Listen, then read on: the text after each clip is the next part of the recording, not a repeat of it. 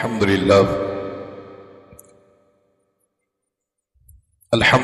والصلاة والسلام علی رسول اللہ اعوذ باللہ من الشیطان الرجیم بسم اللہ الرحمن الرحیم عما یتساءلون عن النبأ العظیم الذی هم فیہ مختلفون۔ یہ 30واں پارہ ہے۔ رات کو اللہ کی توفیق سے ہمارا قرآن مجید مکمل ہوا ہے اور انشاءاللہ آج ہمارا خلاصہ بھی مکمل ہو جائے گا۔ یہ 30واں پارہ ہے، اس میں 37 صورتیں بیان کی گئی ہیں۔ پہلی صورت سورۃ النبأ، اس کے آغاز میں اللہ تعالیٰ نے فرمایا کہ قیامت برحق ہے اور قیامت قائم ہو کر رہے گی، جس کے لیے انسان کو مرنے کے بعد دوبارہ زندہ کیا جائے گا اور اس کی جزا اور سزا کے تعلق سے اس کی اللہ تعالیٰ سے ملاقات ہوگی۔ اور اللہ نے قیامت کے وقوع کے لیے چند یہاں اپنی نشانیاں بھی بیان کی ہیں کہ الم نجعل الارض مہادا والجبال اوتادا، کہ ہم نے زمین کو بچھونا بنایا ہے، پہاڑوں کو ہم نے میخیں بنائی ہیں، آسمان کا ذکر کیا۔ یہ تمام اپنی قدرت بیان کر کے یہ بات ثابت کی گئی ہے کہ جو ذات اتنے بڑے بڑے کام کر سکتی ہے وہ انسان کو مرنے کے بعد دوبارہ زندہ بھی کر سکتا ہے۔ اس کے بعد سورۃ النازعات ہے، فرمائے کہ والنازعات غرقا والناشطات نشطا۔ آغاز میں اللہ تعالیٰ نے فرشتوں کی قسم اٹھائی ہے، فرمائے کہ بعض فرشتے وہ ہیں جو انسان کی روح نکالتے ہیں اندر ڈوب کر، یہ سختی سے کھینچتے ہیں۔ اس سے مراد منافق اور کافر شخص ہے، جیسا کہ رسول اللہ صلی اللہ علیہ وسلم کا فرمان ہے کہ جب ملک الموت آتا ہے روح نکالنے کے لیے کسی فاجر کسی کافر کی، فرمائے کہ اس کی روح جو ہے جسم میں چھپتی پھرتی ہے، وہ باہر نہیں نکلتی ہے، تو یہ فرشتہ کہتا ہے کہ اخرجی ایتھا النفس الخبیثہ، ایک گندی روح باہر نکل۔ فرمائے کہ وہ جان بچاتی پھرتی ہے لیکن اسے کھینچ کر نکال لیا جاتا ہے۔ پھر آپ نے مثال بیان فرمائی کہ ایسی سختی سے روح نکالی جاتی ہے کہ جیسے گیلی روئی ہو اور اس کو سلاخ پر سیخ پر لگا دیا جائے اور کھینچا جائے اس کو، کیا اس کا حال ہوگا میرے بھائیو؟ اسی انداز سے فاجر فاسق کی روح کو نکالا جاتا ہے۔ اور والناشطات نشطا، اور قسم ہے ان فرشتوں کی جو روح نکالتے ہیں بڑی آرام کے ساتھ، آسانی کے ساتھ۔ اس سے مراد مومن کی روح ہے، جیسا کہ رسول اللہ صلی اللہ علیہ وسلم کا فرمان ہے کہ جب کسی مومن کا وقت قریب آتا ہے تو ملک الموت اس کے سر کے پاس آ کے بیٹھ جاتا ہے اور کہتا ہے ایتھا النفس الطیبہ، اے پاکیزہ روح نفیس باہر آ جاؤ، اور کہتا ہے کہ اخرجی الی مغفرۃ اللہ ورضوانہ، تم نکلو اللہ کی بخشش کی طرف اور اللہ کی محبت کی طرف۔ فرمائے کہ مومن کی روح ایسے نکلتی ہے کہ جیسے مشکیزے کا منہ کھول دیا جائے، کتنی تیزی سے پانی باہر آ جاتا ہے، اسی انداز سے آرام سے مومن کی روح کو قبض کر لیا جاتا ہے۔ اس کے بعد سورۃ العبس ہے، عبس وتولی ان جاءہ الاعمی۔ اس کے آغاز میں ایک واقعہ بیان کیا گیا ہے، تمام مفسرین کا اتفاق ہے کہ ایک شخص عبداللہ ابن ام مکتوم رضی اللہ تعالی عنہ اللہ کے نبی کے پاس ایک ایسے وقت میں آئے تھے تعلیم پڑھنے کے لیے کہ جب ایک مشرک ایک سردار بیٹھا ہوا تھا، ابی بن خلف اس کا نام تھا، وہ بیٹھا ہوا تھا۔ اسی دوران یہ صحابی آ گئے تو نبی کریم صلی اللہ علیہ وسلم کو اس وقت ان کا آنا اچھا نہ لگا۔ عبس وتولی، آپ نے منہ موڑ لیا اور ناراضی کا آپ نے اظہار کیا۔ اللہ رب العالمین کو اپنے نبی کا یہ عمل پسند نہیں آیا۔ اصل بات یہ ہے کہ داعی کے لیے ضروری یہ ہے کہ آپ کی جو بات ماننے والا ہے وہ اور جو مسترد کرنے والا ہے وہ، دونوں کے ساتھ رویہ مختلف ہونا چاہیے۔ جو شخص آپ کی بات مانتا ہے وہ آپ کے لیے اہم ہے، جو آپ کی بات نہیں مانتا، خواہ وہ امیر ہو سردار ہو، وہ آپ کے لیے غیر اہم ہے۔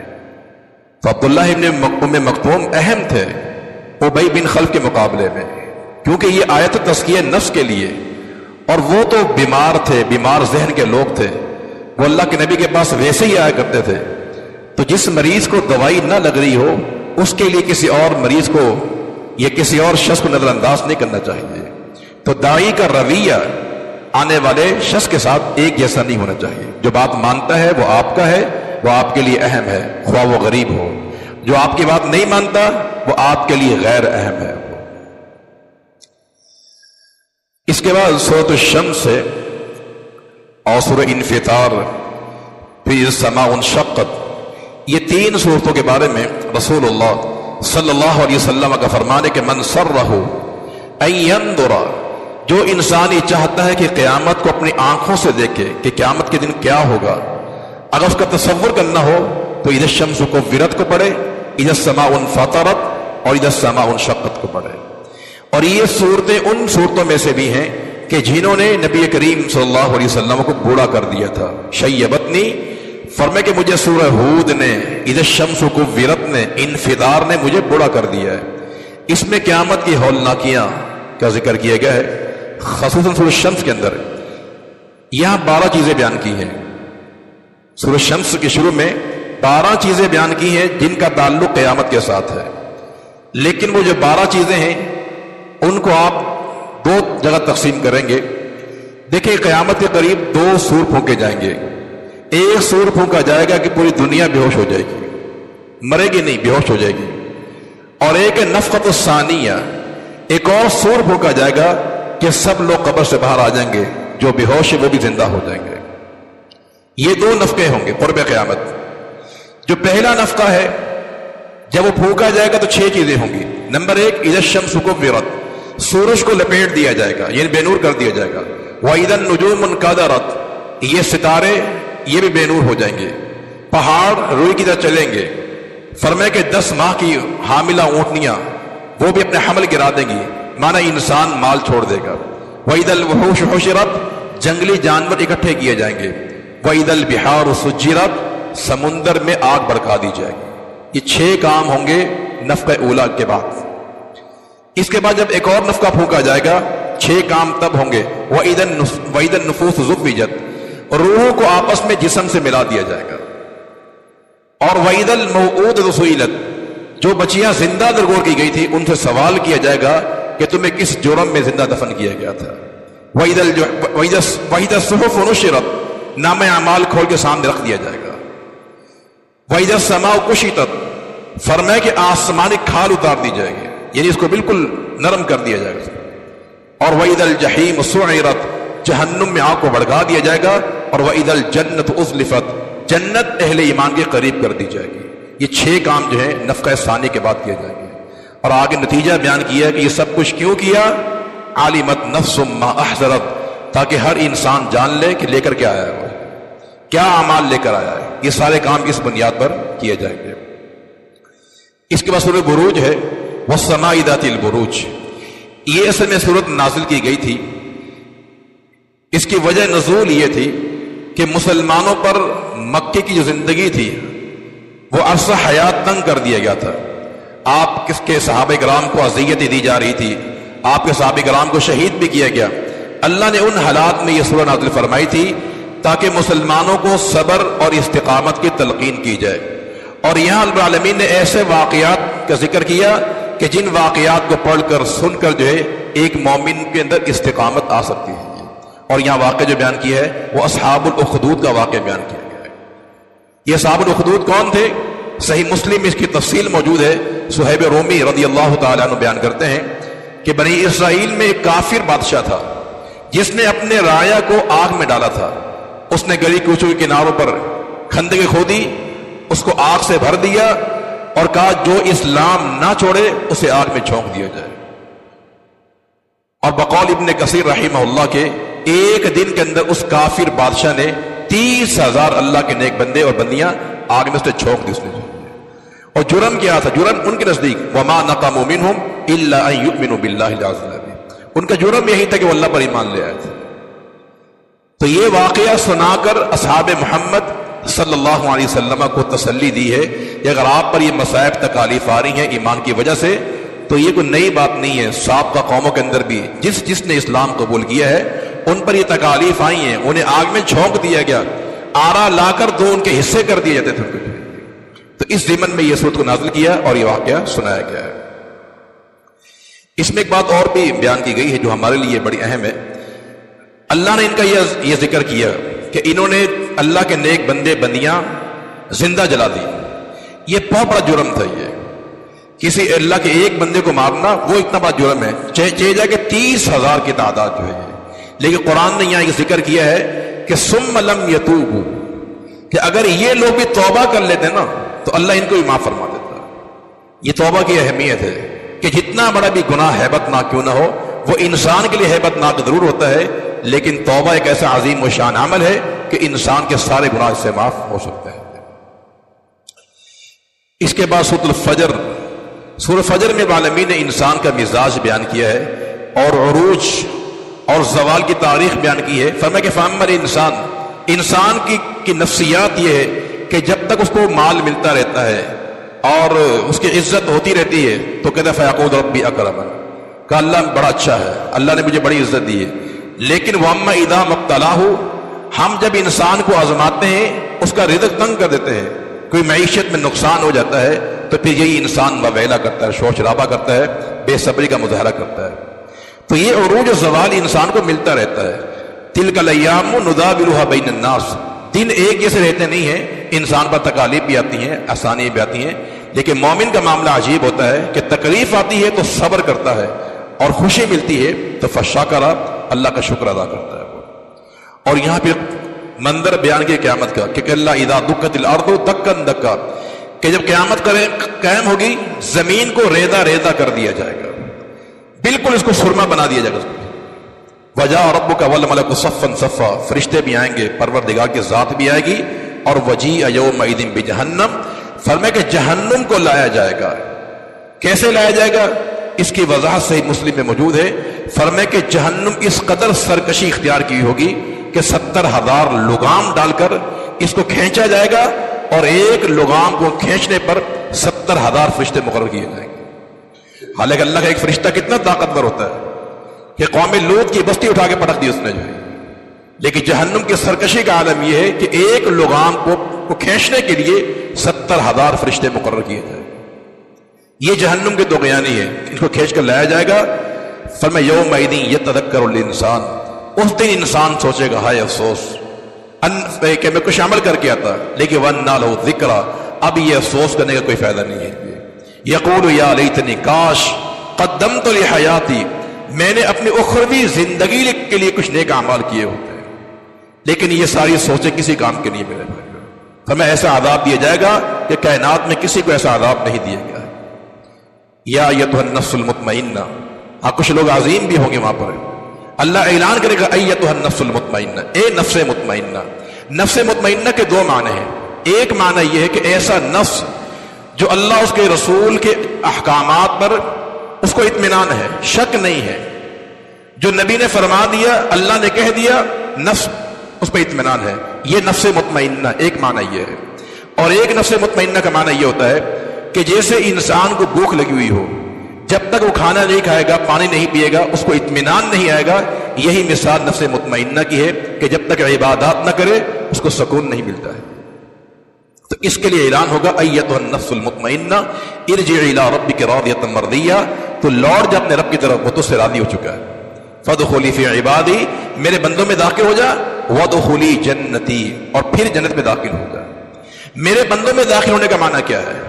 ڈائریکٹ جنت نہیں ملے گی. فادخلی فی عبادی، یہ تسلی کے لیے کہ نفس مطمئنہ تو یہ مت سمجھنا کہ دنیا میں تو واحد ایسی تھی تجھ پر پریشانی آئی، نہیں. فادخلی فی عبادی، میرے اور بھی ایسے نیک بندے موجود ہیں جن پر تکالیف پریشانی آئی ہیں لیکن ان لوگوں نے صبر کیا ہے. تو نفس مطمئنہ جو ہے یہ ایک عظیم و شان نفس ہے. اور یہ نفس مطمئنہ جو ہے نبی کریم صلی اللہ علیہ وسلم نے ایک صحابی کے بارے میں فرمایا تھا کہ تیرا نفس نفس مطمئنہ ہے. اس سے مراد جو ہے سیدنا ابوبکر صدیق رضی اللہ تعالی. فرمایا ابوبکر تیرا نفس نفس مطمئنہ ہے.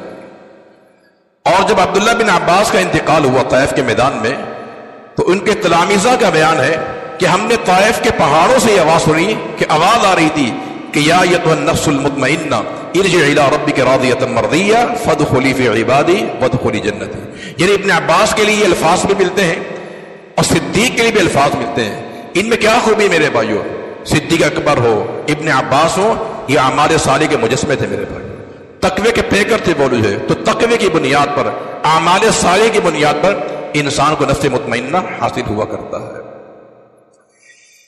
اس کے بعد اللہ تعالیٰ نے خیر کے 3 وصف بیان کیے ہیں اور 3 شر کے وصف بیان کیے ہیں. فرمایا کہ فَأَمَّا مَنْ أَعْطَىٰ وَاتَّقَىٰ وَصَدَّقَ بِالْحُسْنَىٰ، جو انسان اللہ کے راہ میں دیتا ہے، کنجوسی نہیں کرتا، فراخ دلی کا مظاہرہ کرتا ہے.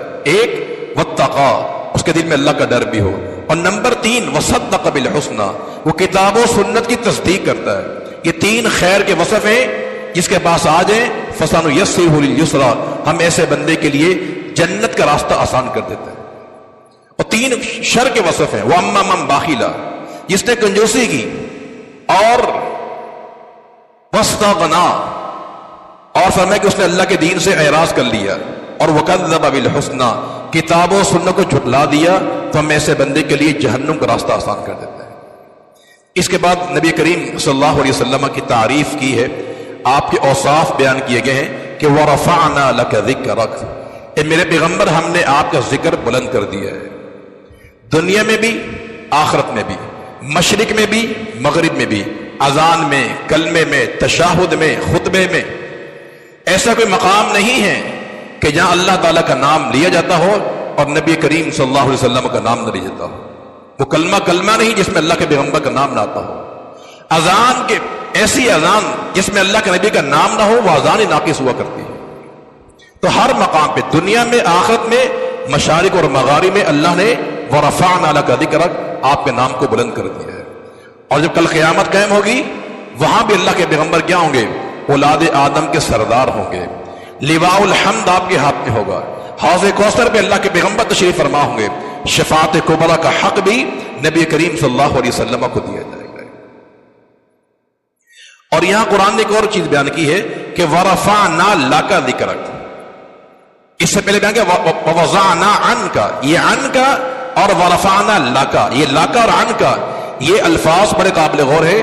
اس کا معنی کہ پیغمبر ہم نے آپ کی خاطر یہ کیے ہیں، یعنی آپ کی شان کو بلند کیا ہے. یہ آپ سے بوجھ ہم نے اتار دیے ہیں، یہ آپ کی شان، یہ آپ کی خاطر کے ہم نے کیے ہیں. یہ بھی اللہ کے پیغمبر کی شان ہے میرے. اس کے بعد سورۃ قدر ہے، اِنَّا أَنزَلْنَاهُ فِي لَيْلَةِ الْقَدْرِ، ہم نے اس قرآن کو نازل کیا ہے لیلۃ القدر میں، قدر کی رات میں. قدر کے 2 مطلب ہیں. ایک معنی ہے کہ تقدیر والی رات، اور یہ معنی بھی قرآن سے ثابت ہے. سورۃ دخان میں اللہ رب العالمین کا ارشاد ہے کہ اِنَّا أَنزَلْنَاهُ فِي لَيْلَةٍ مُبَارَكَةٍ إِنَّا كُنَّا مُنذِرِينَ فِيهَا يُفْرَقُ كُلُّ أَمْرٍ حَكِيمٍ أَمْرًا مِّنْ عِندِنَا إِنَّا كُنَّا مُرْسِلِينَ. کہ ہم نے اس قرآن کو نازل کیا تقدیر والی رات، یعنی انسان کے تقدیر کے جو فیصلے ہوتے ہیں نا، ہر محکم کام کے، وہ اسی رات کیے جاتے ہیں. یہ زندگی، موت، فقر، امیری، یہ سارے جو فیصلے ہیں یہ اسی رات کیے جاتے ہیں.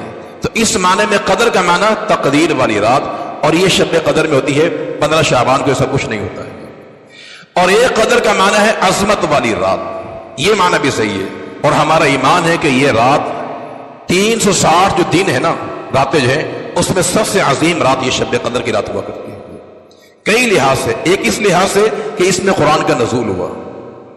ایک نمبر 2 فرمائے کہ اس رات کا جاگنا عبادات کے لیے 1000 مہینوں کی عبادت سے افضل ہے. یعنی 85 سال کی جو عبادت ہے اس کے برابر نہیں ہے، اس سے افضل ہے. کتنا افضل ہے اس کا ذکر نہیں کیا گیا. اور نمبر 3 فرمایا کہ اس رات فرشتے نازل ہوتے ہیں، اور خصوصاً جبریل امین کا بھی اس میں نزول ہوتا ہے. اور نمبر 4 یہ رات سلامتی والی ہے، اس میں کوئی شر نہیں ہے، شیطان کے آفات سے اللہ محفوظ فرماتا ہے. تو اس لحاظ سے مانا کیا ہے کہ یہ رات عصمت والی ہے، قدر والی ہے ان بنیادوں پر. اس کے بعد عالمین نے فرمایا کہ وَالْعَادِيَاتِ ضَبْحًا فَالْمُورِيَاتِ قَدْحًا فَالْمُغِيرَاتِ صُبْحًا فَأَثَرْنَ بِهِ نَقْعًا فَوَسَطْنَ بِهِ جَمْعًا. یا اللہ نے گھوڑوں کی قسمیں اٹھائی ہیں، جو گھوڑا ہے جانور، اس کی قسمیں اٹھائی ہیں کہ میں قسم ان گھوڑوں کی جو صبح کے وقت اپنے مالک کے اشارے پر میدان میں کود پڑتا ہے. فَالْمُورِيَاتِ قَدْحًا، قسم ان گھوڑوں کی کہ جن کی سموں سے آگ کی چنگاری نکلتی ہے. فَالْمُغِيرَاتِ صُبْحًا، یعنی یہاں گھوڑوں کے تعلق سے یہ بات ارشاد فرمائی گئی ہے کہ گھوڑا جو ہے ایک ایسا جانور ہے کہ اس کا مالک یعنی اتنا وفادار ہے گھوڑا، اتنا شکر گزار ہے کہ اس کا مالک اگر رات کی تاریکی میں کہنا چلنا ہے وہ بلا چوچ رات چل پڑتا ہے اور دشمن پہ حملہ کر دیتا ہے، اور اگر اس حملے سے فارغ ہو جائے وہ اور صبح کے وقت اسے کہا جائے کہ دوبارہ تو نے حملہ کرنا ہے، حالانکہ رات کو وہ حملہ کر چکا ہے، ابھی وہ آرام کر رہا ہو گھوڑا، اگر دوبارہ اسے مالک کہتا ہے کہ دوبارہ ہم نے حملہ کرنا ہے، یہ گھوڑا بلا چوٹ چڑھا جو ہے دوبارہ صبح کے وقت بھی حملہ کر دیتا ہے، زخموں سے چور ہوتا ہے وہ۔ اب یہاں بتایا یہ گیا ہے کہ گھوڑا جو ہے جس کی وفاداری کر رہا ہے وہ اس کا حقیقی مالک نہیں ہے، نہ اس کا وہ خالق ہے، نہ اس کا وہ مالک ہے، نہ اس کا وہ رازق ہے۔ جب ایک گھوڑا جو ہے اپنے غیر حقیقی مالک کی اتنی بات مانتا ہے کہ رات کا آرام قربان کرتا ہے، دن کا سکون قربان کرتا ہے، تو یہ انسان، تیرا تو خالق اللہ کی ذات ہے، تیرا مالک وہ ہے، تیرا رازق وہ ہے، لیکن تو اس کے اشارے پر آتا نہیں ہے۔ تو ان الانسان ربہ لکنود، تو میں انسان نہ شکر ہے تجھے۔ پھر گھوڑا بہتر نہیں ہوا کہ کتنا شکر گزار ہے ایک ایسے شخص کا جس کا حقیقی مالک نہیں ہے۔ تو جو ہمارا حقیقی مالک ہے، حقیقی رازق ہے، تو اس کا انسان کو شکر ادا کرتے رہنا چاہیے۔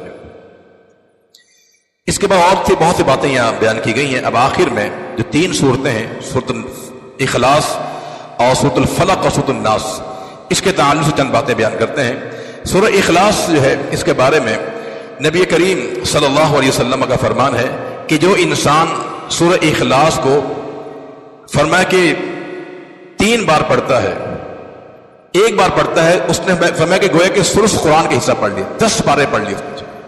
سورہ اخلاص ایک بار پڑھنے والا شخص، اس نے گویا کہ 10 پاروں کی تلاوت کر لی اس نے۔ اس سورہ کے تعلق سے اللہ کے پیغمبر کی اور بہت سی روایات موجود ہیں۔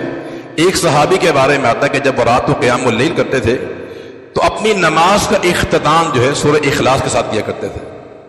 ایک واقعہ یہ بھی ملتا ہے، اور ایک واقعہ اور ہے جس میں سفر کا ذکر کیا گیا ہے کہ اللہ کے نبی نے ایک شخص کو امیر بنا کے بھیجا سفر میں، اور وہ جب نماز پڑھاتا تھا تو قرأت کے بعد اس کی اختتامی قرأت سورہ اخلاص ہوا کرتی تھی۔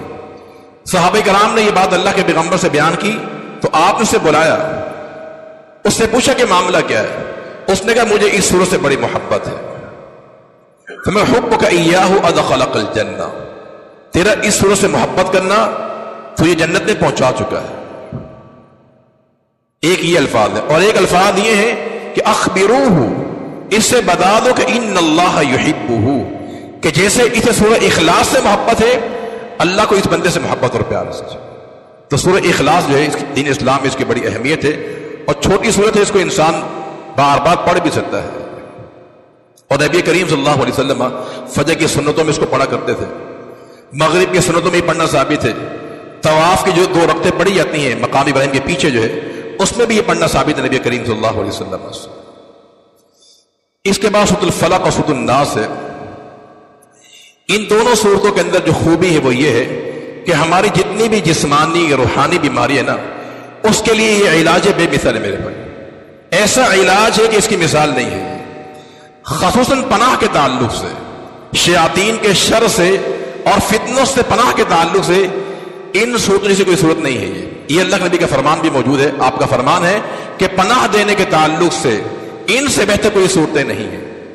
اور اسی لیے جب نبی کریم صلی اللہ علیہ وسلم کو جب کوئی پریشانی ہوتی تھی، آپ دیگر اذکار کے ساتھ دم کر لیا کرتے تھے، لیکن جب قرآن کی یہ 2 صورتیں نازل ہوئی تھیں تو پھر آپ نے تمام وظیفے چھوڑ دیے تھے، انہی کو پڑھ کے آپ دم کر لیا کرتے تھے۔ نبی کریم صلی اللہ علیہ وسلم جب رات کو بستر پہ جاتے تھے، اپنے ہاتھوں کو جمع کرتے، ان صورتوں کو پڑھا کرتے تھے، اخلاص، فلق، سورۃ الناس، اور پھر تھتکار کر جو ہے اپنے ہاتھوں پر پورے جسم پر مل لیا کر لیتے تھے۔ 3 بار اللہ کے پیغمبر یہ عمل اختیار کرتے تھے۔ اور آخری وقت میں جب آپ بیمار ہو گئے تھے تو سید عائشہ صدیقہ رضی اللہ تعالی عنہ وہ اللہ کے نبی کے جسم پر ہی دم کر دیا کرتی تھی۔ بہترین احسان ہے میرے بھائیوں، پناہ کی صورتیں ہیں یہ۔ ان صورتوں میں بیان کیا گیا ہے، بڑی جامع صورتیں ہیں۔ سو فلق میں قل اعوذ برب الفلق، آپ کہہ دیجئے میں پناہ میں آتا ہوں رب الفلق کی۔ یہ رب الفلق جو ہے یہ اللہ کی صفت ہے۔ فلق کا معنی صبح کا اجالا، کہ جو صبح کے اجالے کا رب ہے میں اس کی پناہ میں آتا ہوں۔ کن چیزوں سے؟ نمبر 1 من شر ما خلق، اللہ نے جو شر پیدا کیا ہے، تمام شرور سے میں پناہ میں آتا ہوں کس کے؟ رب الفلق. پھر آگے 3 شر خصوصاً بیان کیے. نمبر 1 فرمائے کہ ومن شر غاسق اذا وقب، رات کی تاریکی کے شر سے جب وہ رات چھا جاتی ہے. رات میں بڑے شرور ہوتے ہیں میرے بھائی، زانی، قاتل، ڈاکو، چور، سارے کام جو ہے یہ رات کی تاریکی میں کیے جاتے ہیں. تو رات جیسے ہی ہوتی ہے اس میں شر آنا شروع ہو جاتا ہے. حتیٰ کہ جو لوگ عقیدے کے منفی کام کرتے ہیں، یہ چلہ کشی ہے، یہ قبر میں لوگ بیٹھتے ہیں جنات کو قابو کرنے کے لیے، یہ سارا عمل بھی رات کی تاریکی میں قبرستان میں ہوتا ہے. حتیٰ کہ مسیلمہ کذاب جو جھوٹا تھا، اس پر بھی جو وحی آتی تھی رات کے وقت آیا کرتی تھی. تو گویا کہ رات کے دامن میں بڑے شر موجود ہیں. حتیٰ کہ آپ یہ بھی جانتے ہیں کہ جتنے کیڑے مکوڑے ہیں، حشرات الارض، سانپ بچھو کب نکلتے ہیں؟ رات میں نکلتے ہیں. یہ کھٹمل مچھر کب آتے ہیں؟ یہ سب رات کو تنگ کرتے آ کر جو ہے. تو رات میں گویا کہ شرور موجود ہیں. بلکہ سائنس تو یہ بات بھی ثابت کہ ڈاکٹر یہ کہتے ہیں کہ انسان کے اوپر جو جراثیم پیدا ہوتے ہیں نا بیماریوں کے، وہ بھی رات کی تاریکی میں پیدا ہوتے ہیں. اور صبح کا جو اجالا ہوتا ہے، روشنی جو سورج، اس سے اس کا خاتمہ ہو جاتا ہے. تو اس لیے من شر غاسق اذا وقب کہ اللہ میں پناہ میں آتا ہوں رات کے شرور سے، رات کے فتنوں سے. نمبر 2 ومن شر النفاثات فی العقد، یا اللہ میں پناہ میں آتا ہوں گروہ میں پھونکنے والی عورتوں سے. یعنی جادوگر جو ہے نا، جادوگر کرنے والی عورتیں ہوں یا مرد ہوں، میں ان کی پناہ میں آتا ہوں. نمبر 3 ومن شر حاسد اذا حسد، یا اللہ میں حاسد کے شر سے پناہ مانگتا ہوں جب وہ حسد کرتا ہے. اب یہ دیکھیں یہاں پر 3 شر سے پناہ مانگی گئی ہے: اندھیرے کے شر سے، جادو کرنے والوں کے شر سے، اور حاسد کے شر سے. 3 باتوں سے پناہ مانگی ہے. اللہ کی ایک صفت بیان کی، رب الفلق، کہ یا اللہ میں پناہ میں آتا ہوں تو رب الفلق ہے 3 قسم کے شرور سے. اور اس سے جو اگلی صورت ہے سورۃ الناس، اس میں رب العالمین نے اپنے 3 صفات بیان کی ہیں اور شر ایک بیان کیا ہے. ان سورۃ فلق میں شر 3 بیان کیے، فتنے، اور اپنی صفت ایک بیان کی، رب الفلق. لیکن سورۃ الناس میں اللہ نے اپنی 3 صفات بیان کی ہیں اور شر، فتنہ ایک بیان کی ہے.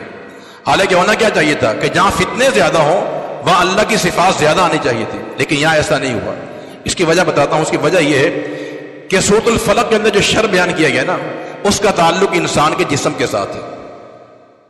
یعنی جو شر ہے رات کا، یہ اس کا تعلق جسم کے ساتھ ہے، اور حسد کا تعلق بھی جسم کے ساتھ ہوتا ہے. لیکن سورۃ الناس میں جو بیان کیا گیا ہے اس کا تعلق اس شر کا انسان کے ایمان کے ساتھ ہے، اور انسان کا ایمان زیادہ اہم ہوتا ہے جسم کے مقابلے کے اندر. تو لہذا اس لیے جہاں ایمان کا ذکر آیا وہاں اللہ کی 3 صفات بیان کی گئی ہیں. قل اعوذ برب الناس، کہہ دیجیے میں پناہ میں آتا ہوں رب الناس کے، مالک الناس کے، الہ الناس کے. ایک شر ہے، وہ شر کیا ہے؟ من شر الوسواس الخناس، خناس کے شر سے پناہ میں آتا ہوں. یہ خناس جو ہے یہ شیطان کی صفت ہے. خناس کا معنی پیچھے ہٹنے والا، پھر آنے والا. شیطان کو خناس اسی لیے کہتے ہیں کہ وہ انسان پہ حملہ آور ہوتا ہے، لیکن جیسے بندہ ذکر و اذکار کرتا ہے پیچھے ہٹ جاتا ہے. اذان کی آواز ہوتی بھاگ جاتا ہے، اقامت ہوتی پھر بھاگ جاتا ہے. تو اس کا معنی خناس کا معنی بار بار حملہ کرنے والا. تو میں پناہ مانگتا ہوں خناس کے وسوسے سے، یعنی شیطان کا جو وسوسہ ہے جس سے انسان کا ایمان برباد ہوتا ہے. یا اللہ میں پناہ میں آتا ہوں رب الناس، مالک الناس، الہ الناس. 3 صفات بیان کی گئی کیونکہ یہاں انسان کے ایمان کی فکر ہے. جہاں ایمان کا ذکر کیا گیا وہاں اللہ کی 3 صفات بیان کی گئی ہے، اور جہاں 3 شر کا ذکر کیا گیا جن کا تعلق جسم کے ساتھ ہے وہاں اللہ کی ایک صفت بیان کی گئی. علامہ ابن قیم رحمہ اللہ فرماتے ہیں کہ شیطان انسان کے دل میں کس طرح وسوسہ پیدا کرتا ہے. یہاں پناہ مانگیں گے کس سے؟ شیطان کے وسوسے سے. یہ وسوسہ کیسے پیدا ہوتا ہے؟ ابن قیم رحمہ اللہ نے بڑی عظیم بات بیان کی ہے. فرماتے ہیں شیطان انسان میں وسوسہ پیدا کرتا ہے مختلف انداز سے. نمبر 1، سب سے پہلے وہ انسان کو شرک میں مبتلا کرتا ہے کہ انسان شرک کر لے. اگر یہاں شیطان ناکام ہو جائے پھر اسی انسان کو وہ بدعات میں ڈالتا ہے. یہ وسوسہ اس کا جو ہے کہ بدعات میں ڈالتا ہے. اگر یہاں انسان بچ جاتا ہے تو پھر انسان کو بڑے بڑے گناہوں میں ملوث کرتا ہے. اگر یہاں بھی انسان بچ جائے تو پھر صغیرہ گناہوں میں انسان کو لگاتا ہے. اگر یہاں بھی ناکام رہے پھر انسان کو ریاکاری پہ لگاتا ہے. اگر یہاں بھی ناکام رہ جائے تو پھر انسان کو ایسے کاموں پہ لگاتا ہے جو غیر اہم کام ہوتے ہیں. یعنی اہم کام چھڑوا کر جو غیر ضروری کام ہے ان پہ لگا دیتا ہے. مستحبات میں انسان کو لگاتا ہے اور فرائض سے انسان کو غافل کرتا ہے. یہ سارے انداز وسوسے پیدا کرنے کے شیطان کے انسان کے دل کے اندر میرے. تو لہذا یہ قرآن کی جو آخری دو صورتیں ہیں بڑی عظیم الشان صورتیں ہیں. اس میں ایک بات اور بیان کی گئی ہے حسد کے تعلق سے کہ اللہ میں پناہ مانگتا ہوں حاسد کے حسد سے. دیکھیں حسد کی 3 صورتیں ہوتی ہیں جس میں 2 جائز ہے، 2 حرام ہے، 1 جائز. جو حرام ہے حسد، نمبر 1، ایک انسان یہ حسد کرتا ہے کہ یا اللہ کسی کے پاس جو نعمت موجود ہے وہ چھن جائے. کسی کے پاس مال ہے، گاڑی ہے، حسن ہے، قوت ہے، علم ہے، جوانی ہے، ہنر موجود ہے، ایک انسان یہ تمنا کرے کہ یا اللہ اس سے چھن جائے. یہ ہے حسد، یعنی حسد نعمت چھننے پر، یہ بھی حرام ہے. نمبر 2، حسد یہ بھی ہوتا ہے کہ ایک انسان کسی نعمت کے ملنے کی توقع ہے، اس کے نہ آنے پہ حسد کرے. یعنی ایک انسان بیمار ہے، یہ انسان دعا کرے یا اللہ بندہ ہمیشہ بیمار رہے. یہ انسان غریب ہے، یا اللہ ہمیشہ غریب رہے. یہ جاہل ہے، ہمیشہ جاہل رہے. یعنی ایک ہے کہ نعمت موجود ہے چھن جائے، یہ بھی حسد ہے، یہ بھی جائز نہیں ہے. نعمت موجود نہیں ہے لیکن ملنے کی توقع ہے، مل سکتی انسان کو جو، تو انسان کہے یا اللہ اس کو نہ ملے، یہ بھی ناجائز ہے. اور ایک جائز ہے، ایک انسان یہ دعا کرے کہ یا اللہ جسے اس کے پاس نعمتیں موجود ہیں تو یا اللہ مجھے بھی عطا فرما دے. یہ غیبت ہے، یہ حسد ہے، یہ اسلام نے اس کو جائز قرار دیا ہے. اللہ تعالیٰ ہمیں قرآن مجید کو سمجھ کر عمل کرنے کی توفیق عطا فرما دے. ہم نے جو یہاں خلاصہ بیان کیا ہے اللہ کی توفیق سے، اس میں اگر کوئی خوبی ہے تو یہ اللہ تعالیٰ کی طرف سے ہے، اس میں میرا کوئی اپنا اختیار شامل نہیں ہے. تو اس میں جتنے بھی محاسن اور خوبیاں موجود ہیں یہ اللہ تعالیٰ کے لیے ہیں. اور اگر اس میں کوئی غلطی ہے، خامی کوتاہی ہے، یہ میری طرف سے ہے اور شیطان کی طرف سے ہے. اگر دوران خلاصہ کوئی ایسی بات جو خلاف شرع ہو، یہ حدیث غلط بیان کر دی ہو، یہ حوالہ غلط دیا ہو، تو ہم اللہ کی بارگاہ میں استغفار بھی کرتا ہوں، میں اس سے رجوع بھی کرتا ہوں میں اس سے. اور سب سے آخر میں نبی کریم صلی اللہ علیہ وسلم کا فرمان ہے کہ من لم یشکر الناس لم یشکر اللہ. جو انسان لوگوں کا شکر ادا نہیں کر سکتا ہے وہ کبھی اللہ کا بھی شکر ادا نہیں کر سکتا ہے. تو اس موقع پہ مسجد عبداللہ کی پوری کمیٹی جو ہے اس کا میں انتہائی ممنون مشکور ہوں، خصوصاً محترم جناب طارق صدیقی صاحب حافظ اللہ تعالی، اور محترم جناب چودھری جاوید صاحب حافظ اللہ تعالی، اور محترم جناب صادق صاحب ہیں، احسان صاحب ہیں، عبدالرشید صاحب ہیں، جنید بھائی ہیں، اور عاصم بھائی ہیں. اور اسی طرح اس پروگرام کے جو روح رواں ہیں کہ جنہوں نے اس پروگرام کو سوشل میڈیا پہ ڈالا اور بڑی محبت سے پروگرام انہوں نے نوٹ کیے، واٹس ایپ بھی کیے ہیں، ہمارے احسن بھائی جو ہیں. اللہ تعالیٰ ان تمام افراد کے علم و عمل میں، جان میں، مال میں، کاروبار میں برکت عطا فرما دے. اور جتنے سامعین ہمارے سامنے موجود رہے اللہ تمام کو آباد رکھے، ان کے اہل و عیال پر عالمین کی حفاظت فرما دے. اور جن لوگوں نے اس مسجد کو آباد کیا ہے اللہ ان کو آباد فرما دے، اور اللہ تعالیٰ ان کے گھر کو جنت الفردوس میں بنا دے. اور جیسے العالمین نے ہمیں یہاں جمع فرمایا ہے اللہ کل قیامت والے دن جو ہے ہمیں جنت الفردوس میں سب کو جمع فرما دے. وہ آخر دعوانا الحمدللہ.